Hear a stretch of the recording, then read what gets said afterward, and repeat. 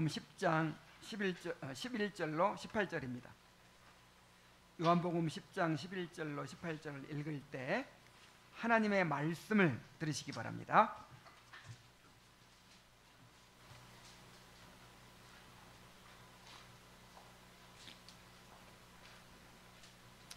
나는 선한 목자라. 선한 목자는 양들을 위하여 목숨을 버리거니와 싹구는 목자가 아니요 양도 제 양이 아니라 이리가 오는 것을 보면 양을 버리고 달아나나니 이리가 양을 물어가고 또 해치느니라. 달아나는 것은 그가 싹꾼인 까닭에 양을 돌보지 아니함이나 나는 선한 목자라. 나는 내 양을 알고 양도 나를 아는 것이 아버지께서 나를 아시고 내가 아버지를 아는 것 같으니 나는 양을 위하여 목숨을 버리노라. 또 이 우리에 들지 아니한 다른 양들이 내게 있어 내가 인도하여야 할 터이니 그들도 내 음성을 듣고 한 무리가 되어 한 목자에게 있으리라. 내가 내 목숨을 버리는 것은 그것을 내가 다시 얻기 위함이니 이로 말미암아 아버지께서 나를 사랑하시느니라. 이를 내게서 빼앗는 자가 있는 것이 아니라 내가 스스로 버리노라. 나는 버릴 권세도 있고 다시 얻을 권세도 있으니 이 계명은 내 아버지에게서 받았노라 하시니라. 아멘. 우리가 지난주에는 예수님께서 나는 양의 문이라고 선언하신 말씀을 살펴보았습니다. 하나님이 택하신 양들은 오직 양의 문이신 예수님을 통하여서만 생명에 들어가게 되며 따라서 참된 목자는 반드시 양들을 예수님께로 인도하는 자라고 했습니다. 오늘 본문에서는 예수님께서 나는 선한 목자라 하고 선언하십니다. 여기서 선하다는 말은 헬라어로 칼로스라고 하는데 구약 성경의 히브리어 토브와 같은 뉘앙스를 가진 단어입니다. 단순히 도덕적으로 선하다는 의미를 넘어서 아름답고 고상하며 완전하다는 뜻을 지니고 있어요. 따라서 예수님께서 자신을 선한 목자라고 하신 것은 단순히 다른 목자보다도 더 좋은 목자다라는 뜻이 아닙니다. 유일하게 참되고 완전한 목자라 하는 뜻입니다. 곧 구약 성경에 여호와께서 자기 백성의 목자가 되신다는 말씀이 예수님 자신을 통해서 성취된다는 사실을 선언하신 것입니다. 시편 23편에서 다윗이 여호와는 나의 목자시니 내가 부족함이 없으리로다 라고 고백했는데 그 여호와께서 사람이 되어 이 땅에 오셔서 내가 바로 그 선한 목자라 하고 선포하시는 것입니다. 본문에 보면은 선한 목자라는 표현이 2번 그리고 양들을 위하여 목숨을 버린다는 말씀이 3번이나 반복되고 있습니다. 예수님은 우리를 위해 자기 목숨을 버리신 선한 목자이십니다. 생각해 보십시오. 자기 생명을 내어주기까지 우리를 사랑하신 전능하신 하나님이 우리의 목자시라면 우리는 결코 부족함이 없을 것입니다. 본문을 통해서 예수님이 참으로 선한 목자이심을 깨닫고 그분의 사랑과 인도하심을 더욱 깊이 신뢰하게 되시기를 바랍니다. 먼저 예수님은 양들을 지키기 위하여 자기 목숨을 버리신 선한 목자이십니다. 11절에 보면 나는 선한 목자라. 선한 목자는 양들을 위하여 목숨을 버리거니와 라고 말씀하십니다. 고대 팔레스타인에서는 목자가 양을 지킬 때 이 맹수들이 덤벼든다든지 또 강도들이 이 양들을 탈취해가는 일이 빈번했습니다. 그래서 목자들이 그 맹수들로부터 강도들로부터 양을 지키는 일이 굉장히 중요했어요. 가령 다윗은 이렇게 골리앗과 싸우기 전에 사울 왕에게 이렇게 말한 적이 있었죠. 주의 종이 아버지의 양을 지킬 때 사자나 곰이 와서 양떼에서 새끼를 물어가면 내가 따라가서 그것을 치고 그 입에서 새끼를 건져내었고 그것이 일어나를 해하고자 하면 내가 그 수염을 잡고 그것을 쳐 죽였나이다 라고 말했습니다. 다윗은 굉장히 신실한 목자였어요. 자기 목숨을 걸고 양을 지키고자 했습니다. 아마 그래서 하나님께서 그 다윗을 자기 백성의 목자로 세우신 것 같아요. 다시 말하면 그를 선한 목자이신 예수님의 모형으로 세우신 것입니다. 그러나 모형은 모형일 뿐이죠. 진짜 선한 목자이신 예수님은 양들을 지키기 위해서 목숨을 걸고 싸우는 정도가 아니라 양들을 위해서 자기 목숨을 내어 주셨습니다. 목자가 양을 치는 목적이 뭐죠? 양 털을 얻기 위한 것이고 또 양의 고기를 얻기 위한 거예요. 양을 잡아먹기 위해 키우는 거예요. 자, 그런데 그 양을 위해서 자기 목숨을 바친다는 게 말이 됩니까? 이런 일은 있을 수가 없는 거예요. 다윗이 목숨 걸고 싸운 것은 하나님이 함께 하셔서 내가 이길 수 있다 이런 믿음이 있으니까 그렇게 곰과도 싸우고 사자와 싸운 것이지, 만약에 내가 죽는 것이 틀림없다 그럼 그렇게 싸워서는 안 되는 거예요. 내 생명을 양을 이용하려고 양고기를 먹으려고 내가 양 키우는 건데 양 때문에 내가 죽으면 되겠어요? 자, 그래서 선한 목자가 양들을 위해 목숨을 버린다, 이 말씀은 바로 택한 자들을 위한 예수님의 대속적인 죽음을 가리키는 것입니다. 우리는 죄로 말미암아 하나님의 진노와 저주를 받고 영원히 멸망할 수밖에 없는 자들이었습니다. 그런데 예수님이 우리 대신 십자가에서 우리의 죄를 담당하시고 하나님의 진노와 저주를 받으셨습니다. 우리 대신 지옥의 형벌을 받으셨습니다. 에스겔 34장에서 하나님은 목자로서 흩어진 양들을 친히 찾으시겠다고 약속하셨습니다. 이사야 53장에 보면 우리는 다 양 같아서 그릇 행하였거늘 여호와께서 우리의 무리의 죄악을 그에게 담당시키셨다라고 예언했습니다. 예수님은 바로 이 말씀을 성취하기 위해서 십자가에서 자기 목숨을 내어 주신 것입니다. 하나님의 아들이 우리를 구원하기 위해서 자신의 생명을 내어 주셨습니다. 자, 하나님의 아들이 우리 대신 죽으셨는데 우리의 구원이 얼마나 확실하겠습니까? 자기 목숨까지 내어주셨는데 우리를 위해서 무엇을 아끼시겠습니까? 자기 목숨을 내어주고 얻으신 우리를 어떻게 포기할 수 있겠습니까? 주님은 자기 피로 값주고 사신 자기 양들을 끝까지 책임지고 인도하실 것입니다. 그러므로 우리는 선한 목자이신 예수님을 전적으로 신뢰하며 그분의 사랑 안에서 흔들림 없는 확신과 참된 평안을 누릴 수가 있는 것입니다. 이어서 예수님은 유대 종교 지도자들의 실체를 드러내십니다.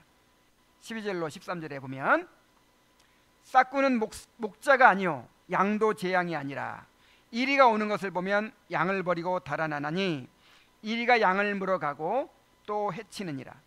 달아나는 것은 그가 싹꾼인 까닭에 양을 돌보지 아니함이나 그랬어요. 자, 싹꾼이 뭡니까? 품삯을 받고 일하는 고용된 일꾼을 뜻합니다.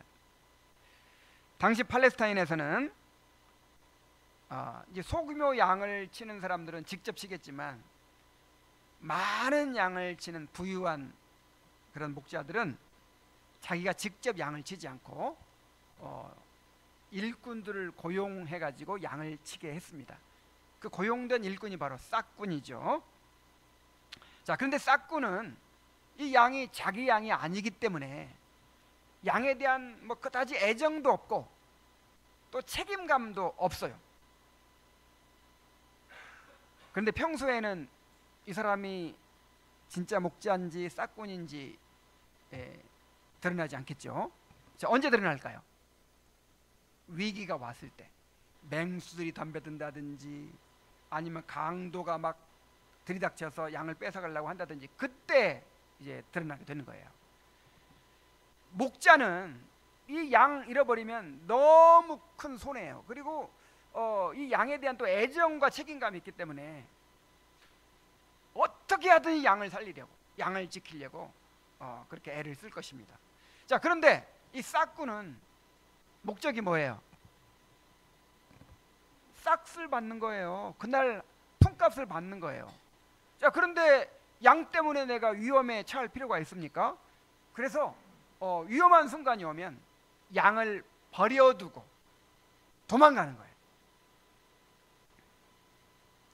단지 싹을 받기 위해 일하러 왔기 때문에 자기가 위험에 처하면서까지 양을 지키려고 하지 않는 것이죠. 예수님은 이 비유를 통해서 당시 유대의 종교 지도자들의 실체를 폭로하셨습니다.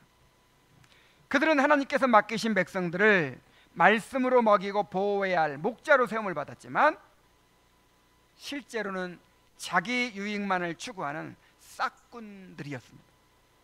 그들은 백성들에게 무거운 율법의 짐을 지어놓고 자신들은 손가락 하나 까딱하려고 하지 않았어요.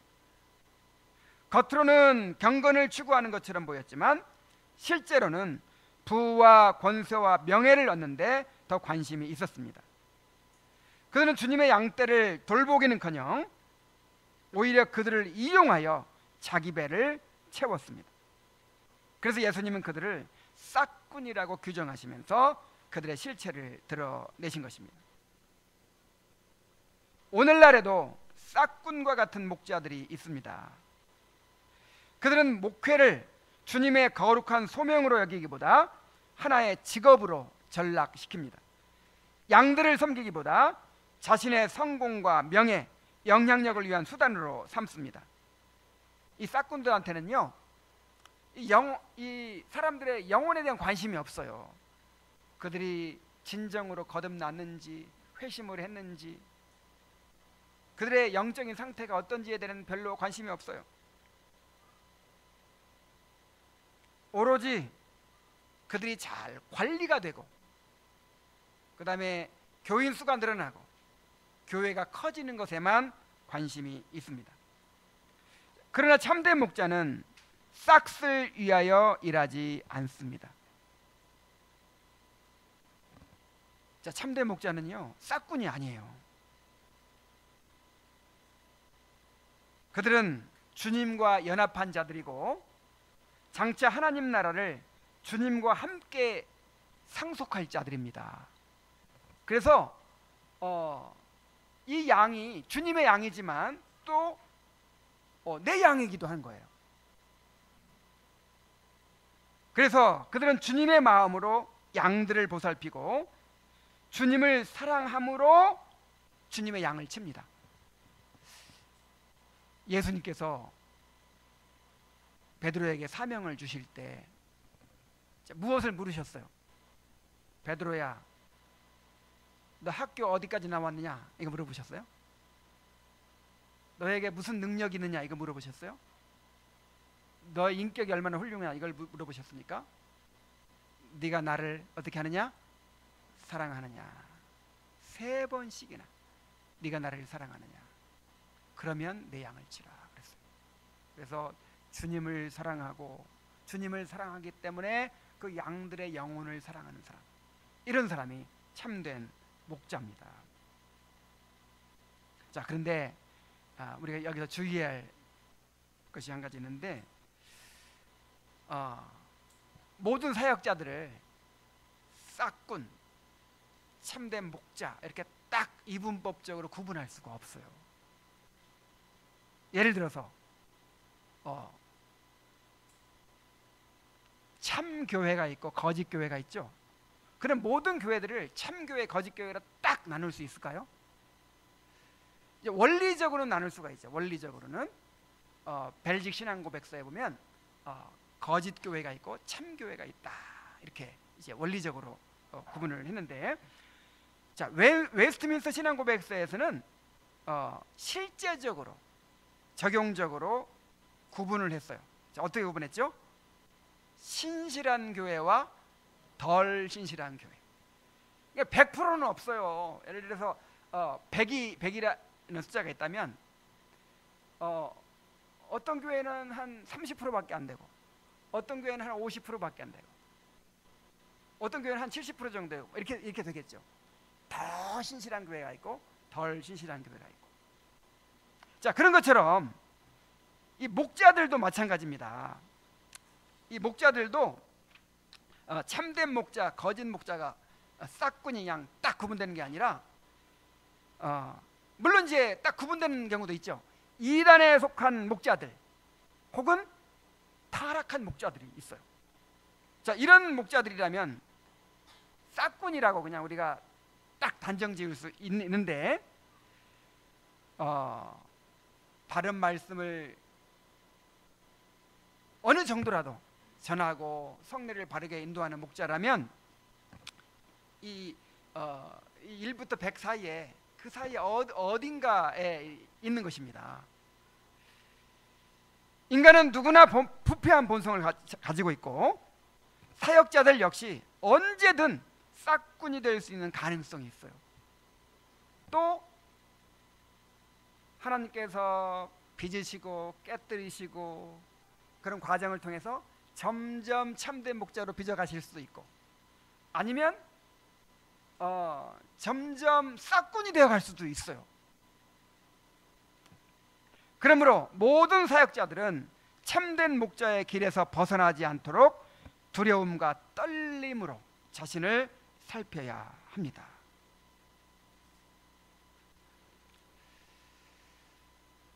그 나침판의 이 바늘은 남북을 항상 가리키는데, 근데 바로 그냥 딱 가리키지 않고 어떻게 해요?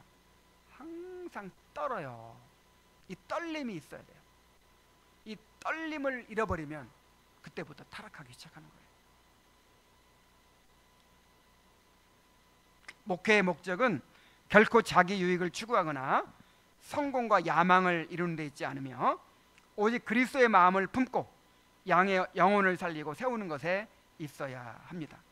선한 목자이신 그리스도를 본받아서 양떼를 위해서 자신을 내어주는 헌신으로 사역을 감당하는 것이 참된 목자의 길입니다. 자, 이 말씀은 나한테 가장 먼저 적용해야 될 말씀이죠. 자, 이렇게 예수님은 자기 양을 구원하시기 위해서 자기 목숨을 내어주셨어요. 자, 그런데 어떤 의무감이나 뭐 어쩔 수 없이 그렇게 하신 것이 아니고, 양들을 사랑하심으로 자기 목숨을 버리셨어요. 예수님은 양들을 너무너무 사랑하셔서 자기 목숨을 내어주신 선한 목자이십니다. 14절로 15절에 보면, 나는 내 양을 알고 내 양도 나를 아는 것이, 아버지께서 나를 아시고 내가 아버지를 아는 것 같으니 나는 양을 위하여 목숨을 버리노라고 말씀하셨어요. 나는 내 양을 알고 내 양도 나를 안다. 여기서 안다는 말은 헬라어로 기노스코인데, 단순히 지식이나 정보를 아는 것이 아니라 어떤 사람을 인격적인 관계 속에서 경험적으로 아는 것을 의미합니다. 자, 구약 히브리에서는 이 단어가 야다라는 단어로 쓰이죠.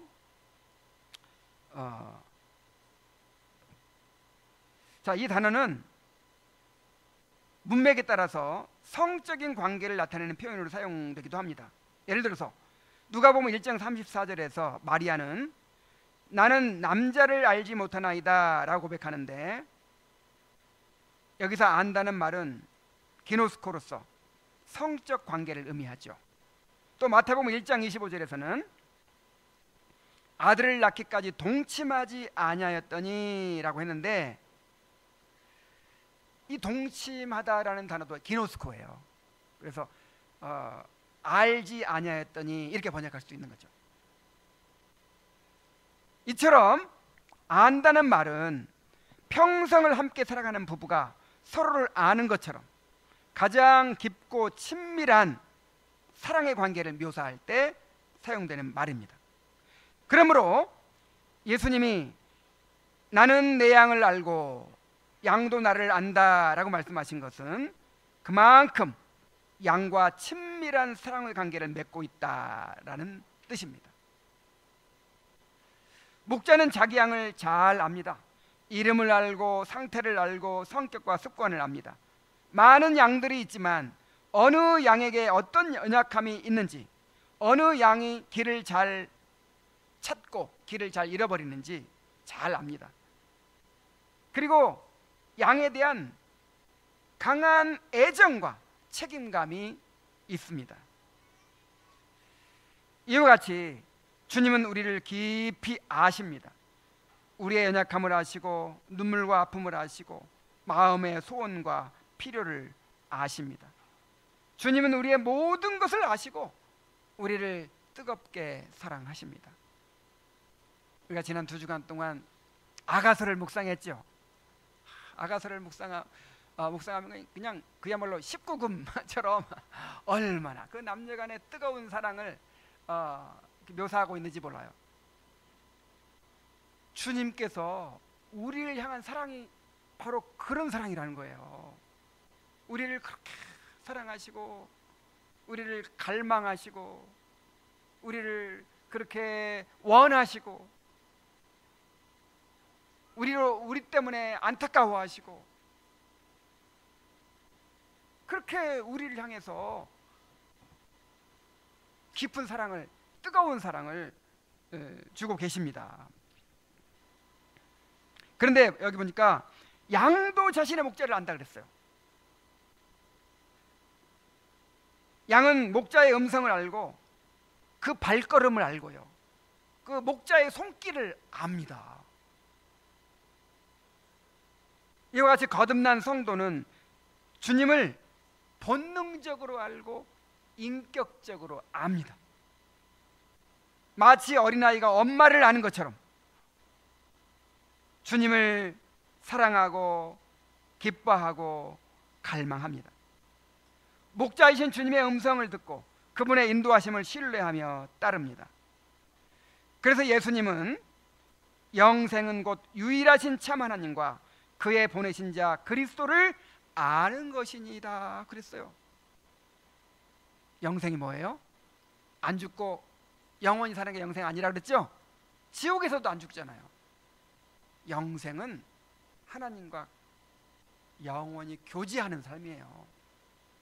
하나님을 알아가고 하나님과 교제하고 하나님과 서로 사랑을 주고받는 그 친밀한 교제, 그 교제 가운데 영원히 사는 게 영생이에요. 우리가 영생을 얻었다면 무엇을 알 수 있어요? 하나님을 사귀어 가는 것으로 알 수 있죠. 하나님을 사랑하는 것으로 알 수 있죠. 영생을 얻은 사람은 신앙 감정을 가지는 거예요. 주님을 즐거워하고 사랑하고 알고자 갈망하고 그렇게 주님을 소원하는 그런 마음이 주어지는 것입니다. 놀라운 것은 예수님이 이 관계를 성부와 성자 사이의 친밀한 관계에 빗대어 말씀하셨다는 거예요. 나는 내 양을 알고 내 양도 나를 아는 것이 아버지께서 나를 아시고 내가 아버지를 아는 것과 같으니 라고 하셨습니다.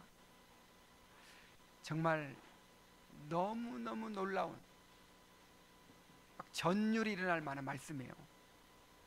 하나님께서 우리를 왜 부르셨습니까? 영원부터 성부와 성자 사이에 존재했던 그 사랑의 교제를 우리에게까지 확장시키기 위해서 우리를 구원하신 것입니다. 성부와 성자 사이의 사랑과 연합이 그리스도와 성도들 사이에도 이루어지게 하는 것이 목적이에요. 그 성자에게 부어졌던 그 하나님의 무궁한 사랑이, 영원한 사랑이 그 성자와 연합한 이 교회에까지, 우리에게까지 풍성하게 부어지게 하는 것이 하나님의 목적이란 말이에요. 우리는 장차 예수님 안에서 삼위 하나님의 교제에 참여하는 특권을 누리게 될 것입니다. 이 얼마나 놀라운 특권입니까? 자, 이것은 하나님의 아들이 우리를 위해 목숨을 내어주신 그 사랑으로 증명이 됩니다. 15절 하반절에 나는 양을 위하여 목숨을 버리노라 그러셨어요. 자, 이 말씀 앞에, 나는 양을 위하여 목숨을 버리노라고 하신 말씀 앞에 아버지께서 나를 아시고 내가 아버지를 아는 것 같으니 라고 하셨잖아요. 그래서 주님께서 양을 위하여 목숨을 버리신 희생이 성부와의 사랑의 관계에서 흘러나온 것임을 암시하고 있는 것입니다. 아들에 대한 아버지의 사랑이 택한 자들에 대한 주님의 사랑으로 나타났고, 그 사랑 때문에 예수님께서 우리를 위하여 자기 목숨을 버리셨다는 거예요. 자, 예수님이 나를 아시기 때문에 자기 목숨을 버리셨다. 왜 버리셨어요? 아시기 때문에. 그 안다는 말이 우리를 깊이 안다는 뜻과 함께 우리를 사랑한다는 의미죠. 너무너무 사랑한다는 의미예요. 그래서 목숨 버리셨다는 거죠. 저 어디선가 이런 포스터를 봤어요. 강아지를 찾습니다. 살해금 200만 원.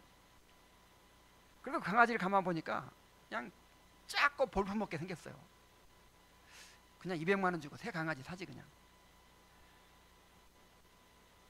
그냥 그러면 될 텐데 그 거금을 들여서, 그리고 포스터를 그냥 여기저기 붙이고 다니고 그렇게 자기 강아지를 찾으려고 그렇게 애태우는 이유가 뭡니까?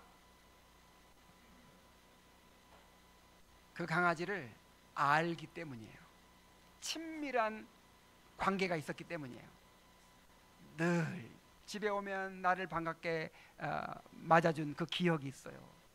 그 강아지가 아플 때 병원에 들어가고 또 밥을 안 먹을 때 먹이려고 애를 쓰고, 그렇게 많은 시간 동안 함께 하면서 정이 들었어요. 정이 들고, 그 다음에 이 강아지가 뭘 좋아하고 뭘 싫어하는지를 알고 뭘 무서워하는지도 알고 그렇게 보살폈는데, 이 강아지가 길을 잃고 그 추위에 헤매고 있는 것을 생각하면 너무 안타까운 거예요.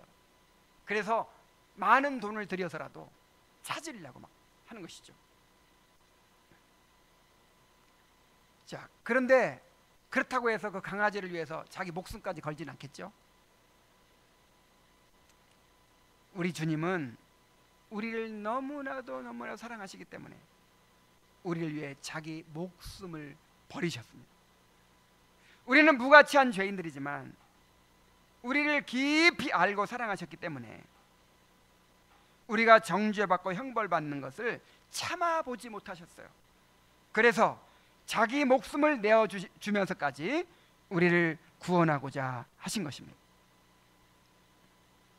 주님께서 우리를 이토록 친밀히 아시고 사랑하신다는 사실을 깊이 생각하시기 바랍니다. 주님은 우리를 너무나도 잘 아시고 사랑하시기에 우리를 위해 목숨을 내어주셨습니다. 우리도 그 사랑에 응답해야 합니다. 우리도 이렇게 주님과 친밀한 사랑의 관계를 이루어가야 합니다. 주님은 우리를 사랑해서 자기 목숨까지 내어주셨는데 우리가 그 사랑을 외면하고 산다면 주님께서 얼마나 안타까워하시겠습니까? 아가서에 나의 사랑하는 자가 내게 속하였고 나는 그에게 속하였도다 라고 한 것처럼 우리도 주님과 이러한 사랑의 연합을 이루어가야 합니다. 주님을 사랑하고 갈망하는 사람들이 되어야 합니다. 주님께서 우리를 위해 자신을 내어주셨듯이 우리도 주님께 자신을 내어드려야 합니다. 주님을 사랑함으로 기꺼이 주님과 함께 고난받는 사람들이 되어야 합니다.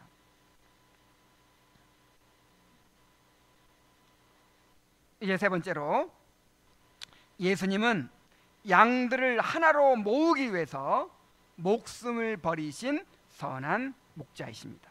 16절에 보면 또 이 우리에 들지 아니한 다른 양들이 내게 있어 내가 인도하여야 할 터인데 그들도 내 음성을 듣고 한 무리가 되어 한 목자에게 있으리라 그랬어요.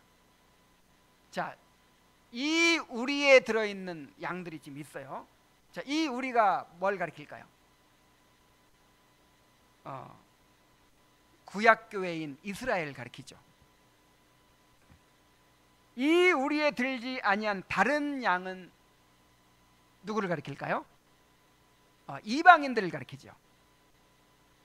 이방인 중에서 택함 받은 자들을 가리킵니다.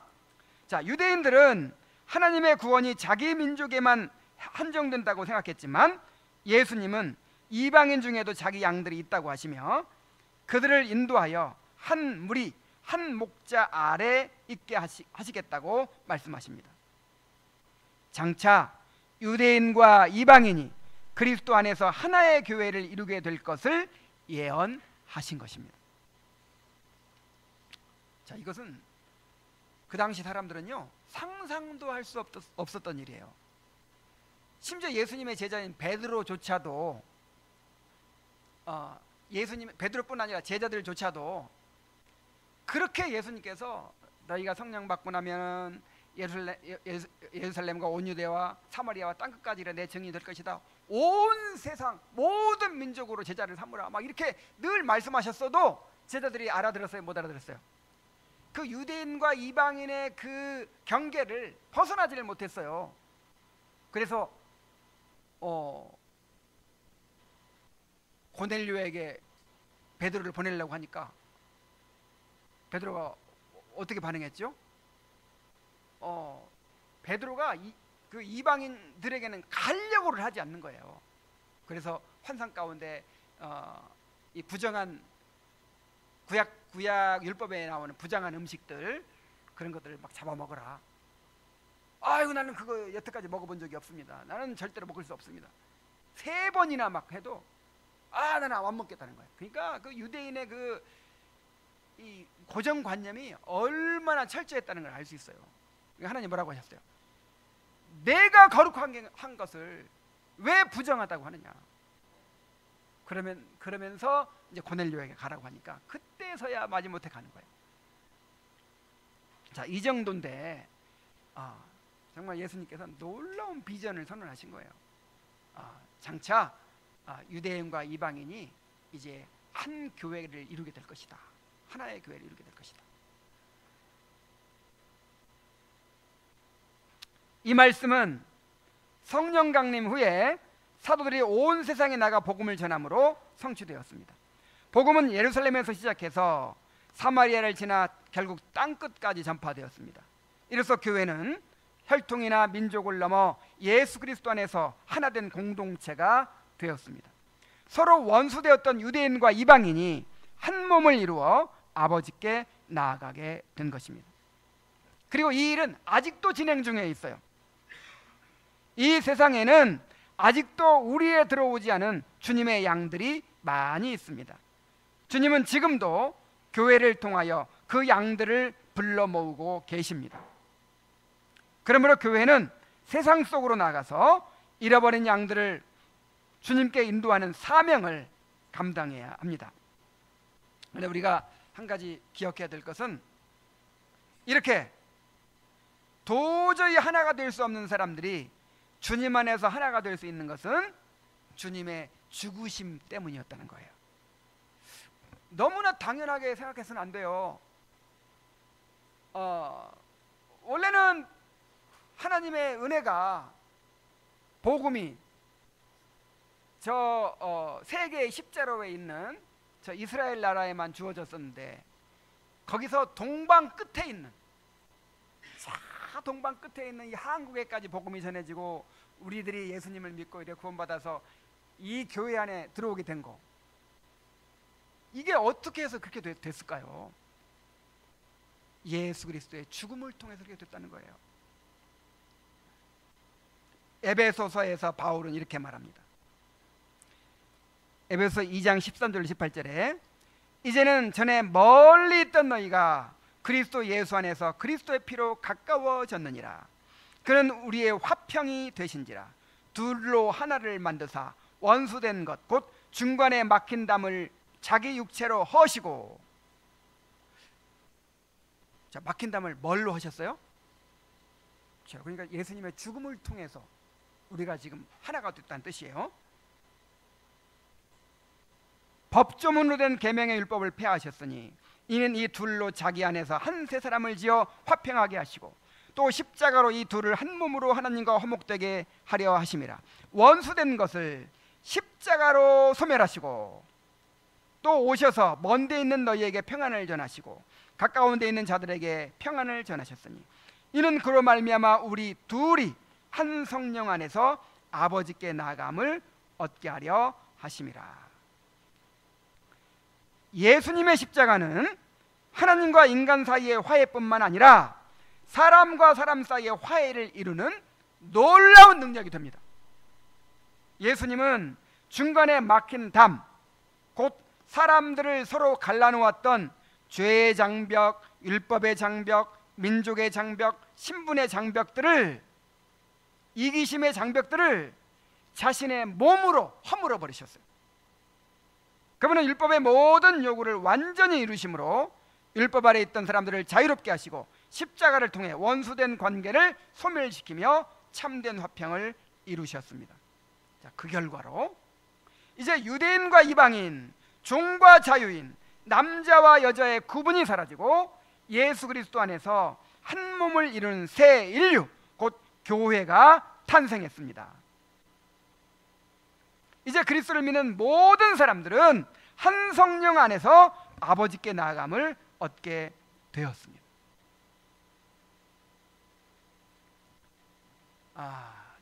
원래 하나님께서 인류를 한 가족으로 창조하셨죠?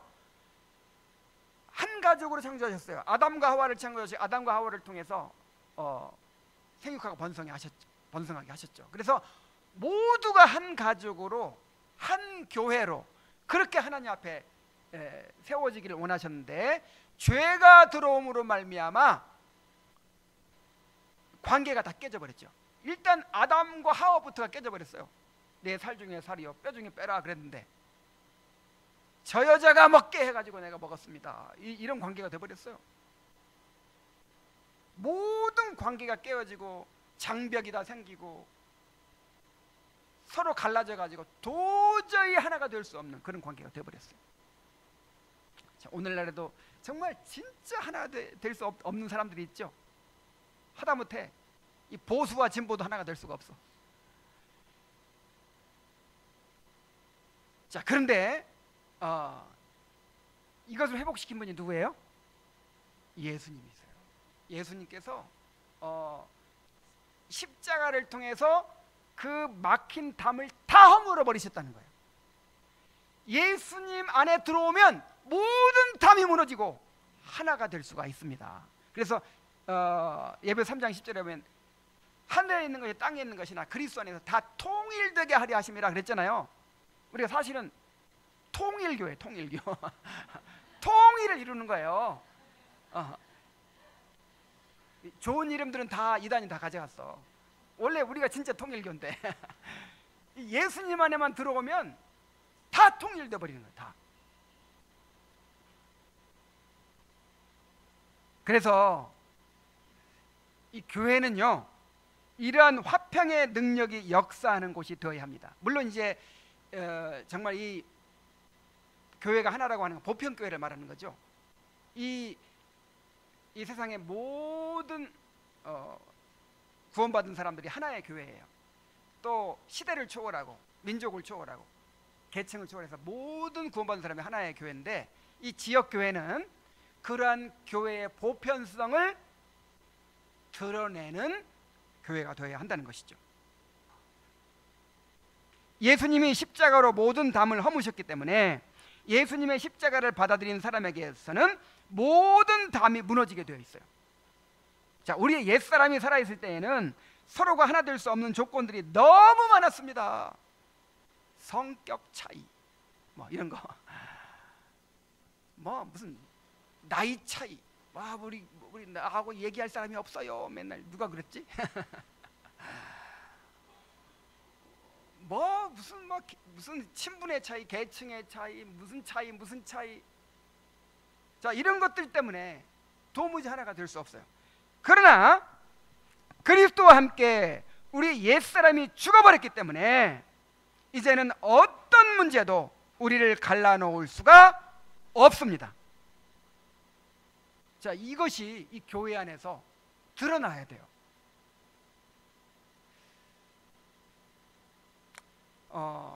초대교회에서는 그것이 드러났죠. 지금은 신분사회가 아니에요. 지금은 신분사회가 아닌데도 불구하고 이렇게 사람들이 하나 되기 어려운데, 2000년 전에는 철저한 신분사회입니다. 종과 주인이 하나가 될 수 있어요, 없어요? 또 부자와 가난한 자, 로마인과 유대인, 뭐 지식인과 무식한 사람들, 남자와 여자, 자, 이런 사람들이 서로 하나가 될 수 있어요, 없어요? 이거는 도무지 하나가 될 수 없는데 정말 신기한 기적이 일어난 거예요. 예수 믿는 사람들을 보니까, 교회에 가서 보니까 유대인과 헬라인이, 종과 주인이, 남자와 여자가, 부자와 가난한 자가, 아, 우리는 한 가족이다, 우리는 한 몸이다 하고 성찬을 나누고 서로 사랑하고 형제 자매라고 부르고, 아, 이렇게 되는 거예요. 그래서 이 공동체 자체가 놀라운 주님의 증거가 됐어요. 그래서 이 전도라고 하는 게 여러분 개인적인 게 아니에요. 이 공동체의 전도입니다. 물론 개인적으로 가서 전도해야 되겠지만 나 혼자 보여줄 것은 너무나 한계가 있는 거예요. 이 공동체를 보여줘야 되는 거예요. 이 공동체가 소금이고 빛이에요.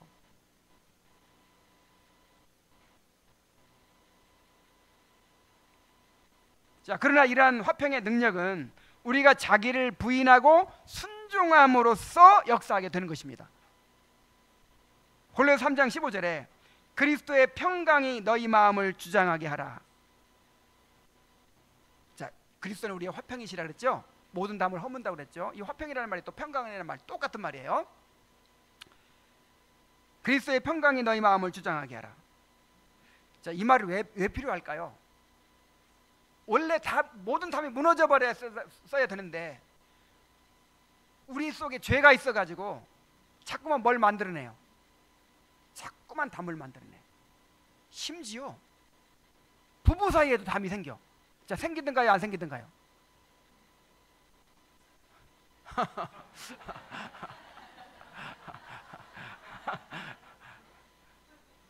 실망이네. 심지어 부부 사이에 담이 생긴다니까. 부모 자식 사이에도 담이 생겨요. 근데 오죽하겠어요? 이 성격도 다르고 자라난 배경도 다른, 출신도 다른 사람들이 이렇게 모였는데 우리가 끊임없이 담이 생겨. 자꾸 그냥 미운 마음이 생기고 섭섭한 마음이 생기고 상처 입고 그냥 멀리하고 싶고 그냥 이 사람하고 상대하고 싶지 않고 이런 마음이 자꾸 생겨요. 그래서 우리에게 자기를 부인하고 또 서로 사랑하는 명령에 순종하는 것이 필요하다는 것이죠. 그리스도의 평강이 너희 마음을 어떻게 하게 하라? 주장해요. 그래서 내 마음에 자꾸 담이 생기거든. 죄가 나를 지배하는구나.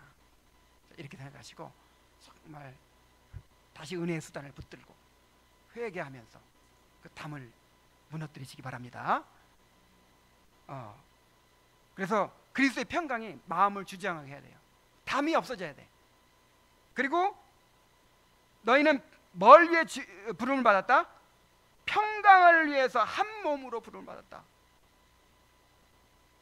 너희는 또한 감사하는 자가 되라. 그래서 이 불평과 원망이 아니라 감사가 지배하면서 그 평강을 이루는 그런 상태가 되도록 우리가 자기를 부인하고 순종해야 한단 말이에요. 자, 구체적으로는 에베소 4장 2, 3절에 모든 겸손과 온유로 하고 오래 참음으로 사랑 가운데 서로 용납하고 평안에 매는 줄로 성령이 하나 되게 하신 것을 힘써 지키라. 여러분, 종과 주인이 지금 함께 예배 드려요. 근데 서로 형제요, 자매요 하면서 이렇게 이제 해야 되는데, 또 우리를 막 억압하던 이 로마 사람이 있고, 그 다음에 늘 당하고 살던 피지배 민족이 있어요. 같이 또 예배를 드려. 자, 그런데 쉽게 하나가 될 수 있겠어요, 없겠어요? 그래서 이 말씀을 한마디로 딱 요약하면 내가 죽어야 된다 이 말이에요. 겸손과 온유, 오래 참음과 사랑 가운데 용납. 자, 이게 여러분, 내가 죽지 않으면 가능해요, 불가능해요? 불가능한 것들이 다 평안에 매는 줄로 성령이 하나 되고 힘써 지켜야 돼요. 내가 죽어야 돼요. 그래서 끊임없이 이 교회가 이 화평의 능력이 역사하는 곳이 되어야 할 줄로 믿습니다. 그냥 끼리끼리 비슷한 사람끼리 만나가지고, 나한테 딱 맞는 사람끼리 만나가지고 그냥 서로 죽고 못 살고 하는 게 교회가 아니고, 나와 다른 사람들, 도무지 함께 할 수 없었던 사람들이 서로가 하나 되는 이 능력, 이게 복음의 능력이고 이게 십자가의 능력인 거예요. 자, 마지막으로 주님은 자신의 죽음에 대하여 말씀하십니다. 이제 6개월 후면 예수님께서 십자가를 달리실 거예요. 그래서 십자가가 다가올수록 주님은 자신의 죽음의 의미에 대해서 점점 더 드러내십니다. 17절 18절입니다. 내가 내 목숨을 버리는 것은 그것을 내가 다시 얻기 위함이니 이로 말미암아 아버지께서 나를 사랑하시느니라. 이를 내게서 빼앗는 자가 있는 것이 아니라 내가 스스로 버리노라. 나는 버릴 권세도 있고 다시 얻을 권세도 있으니 이 계명은 내 아버지에게서 받았노라. 예수님의 죽으심에는 어떤 의미가 있습니까? 먼저 예수님의 죽음은 잃어버리는 것이 아니라 얻기 위한 것이었습니다. 그분은 죽음을 통해 부활의 생명을 얻으시고 그 생명을 우리에게 나누어 주셨습니다. 그러므로 십자가는 패배의 자리가 아니라 하나님의 생명과 영광이 드러나는 자리입니다. 이로 말미암아 아버지께서 아들의 순종을 기뻐하시고 그를 사랑하신 것입니다. 또한 예수님의 죽음은 스스로 선택하신 주권적 결정이었습니다. 누가 예수님의 생명을 빼앗을 수 있겠습니까? 예수님은 스스로 버릴 권세도 있고 다시 얻을 권세도 있으신 하나님이십니다. 죽음도 생명도 모두 주님의 권한에 있습니다. 예수님은 얼마든지 십자가를 피할 수 있었지만 우리를 사랑하시기 때문에 자발적으로 그 길을 선택하신 것입니다. 그리고 예수님의 죽음은 아버지에 대한 사랑의 순종이었습니다. 그분은 억지로 순종하신 것이 아니라 아버지를 사랑하시기에 기쁨으로 순종하셨습니다. 그래서 십자가는 성자의 사랑과 성부의 뜻이 하나로 만나는 거룩한 자리가 되었습니다. 자, 예수님께서 십자가를 자꾸 말씀하시는 것은 두 가지 의미가 있는 거예요. 십자가는 우리의 구원이 되고 또 한 가지는 우리가 따라가야 될 길이 됩니다. 자, 예수님이 목자시라면 우리는 양이죠. 예수님이 가시는 대로 따라가는 게 양이죠. 근데 예수님이 어디로 가셨어요? 고난의 길을 거쳐서 영광으로 가셨어요. 사망의 음침한 골짜기를 지나서 푸른 풀밭, 잔잔한 시내가 나오는 거예요. 우리도 주님의 양으로서 주님이 가신 길을 따라가야 합니다. 예수님은 우리를 사랑하셔서 스스로 자기 목숨을 내어주셨습니다. 우리가 그 사랑에 무감각해져서는 안 됩니다. 항상 우리 마음에 감사와 감격이 있어야 합니다. 그리고 주님이 우리를 위해 자신을 내어주셨듯이 우리도 우리 삶을 드림으로 그 사랑에 응답해야 합니다. 그러니까 예수님이 우리를 위해 목숨을 버리셨다 이 말은 우리를 그냥 살리기 위해서 한 번 죽으셨다 그게 아니에요. 예수님은 살아 계시잖아요. 그러니까 목숨을 버리셨다 이 말을 어떻게 이해해야 되냐면 예수님이 자신을 우리에게 주셨다. 누구를 주셨다? 예수님 자신을 우리에게 주신 거예요. 예수님 자신 안에서 하늘에 속한 모든 신령한 복을 우리가 받는 거예요. 예수님이 가지신 영광, 예수님이 가지신 행복, 예수님이 가지신 구원의 모든 혜택이 다 우리 것이 되는 것이죠. 예수님 자신을 우리에게 주신 거예요. 자, 그럼 우리가 어떻게 해야 됩니까? 그 사랑에 응답해서 우리 자신을 드려야죠. 그래야 결혼이 이루어지잖아요. 그게 언약이잖아요. 우리도 자기 십자가를 지고 주님을 따라야 합니다. 십자가는 단지 구원의 표지가 아니라 그리스도와 함께 죽고 함께 사는 삶의 원리입니다.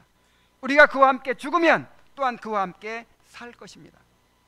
주님께서 나는 스스로 버리노라고 하신 것처럼 우리도 매일의 삶 속에서 자기 욕심과 교만, 세상의 영광을 내려놓고 주님의 뜻에 기쁨으로 순종해야 합니다. 이것이 바로 선한 목자를 따르는 성도의 삶입니다. 이제 결론을 맺습니다.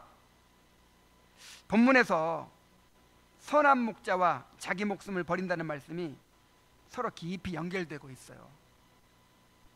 자, 선한 목자라는 선언이 2번, 자기 목숨을 버린다는 말이 3번이나 반복된다고 했죠. 그래서 이 2가지를 계속 연결해서 묵상을 했는데 너무 부족감이 느껴져요. 그래서 계속해서 묵상해야 될 주제다 그런 생각을 하고 있습니다. 예수님은 우리를 구원하시기 위해 자기 목숨을 버리셨어요. 우리를 아시고 사랑하셨기에 우리의 죄를 대신 짊어지고 죽으셨습니다. 또한 흩어진 양들을 불러 모아 하나 되게 하시기 위해서 기꺼이 자신의 생명을 내어주셨습니다. 우리는 이 선한 목자의 사랑에 깊이 감사해야 합니다. 또한 그분의 음성에 귀를 기울이고 그분의 인도하심을 신뢰하며 그분이 가신 길을 따라가야 합니다. 한 주간 동안 예수님 우리의 선한 목자시며 우리를 위해 목숨을 내어주신 분임을, 자기 자신을 내어주신 분임을 마음에 깊이 새기고 우리가 그분의 양으로서 어떻게 주님의 음성을 듣고 그분의 길을 따라가야 될지를 깊이 묵상하시기 바랍니다. 기도하겠습니다. 하나님 아버지, 다윗이 여호와는 나의 목자시니 라고 고백했었는데 예수님이 오셔서 나는 선한 목자라고 선언하신 것을 우리가 보았습니다. 예수님은 우리를 위해 자기를 내어주신 선한 목자이십니다. 그렇다면 우리에게 무슨 부족함이 있겠습니까? 자기 목숨까지 내어주신 분을 어떻게 신뢰하지 않을 수가 있겠습니까? 하나님 아버지, 우리의 믿음 없는 것을 용서하여 주시고 그 선한 목자를 철저하게 신뢰하고 순종하며 따르게 하여 주시옵소서. 이리저리 계산하지 않게 하시고 정말 목자가 인도하시는 대로 어디든지 따라가는 착한 양이 되게 하여 주옵소서. 예수님의 이름으로 기도하옵나이다. 아멘.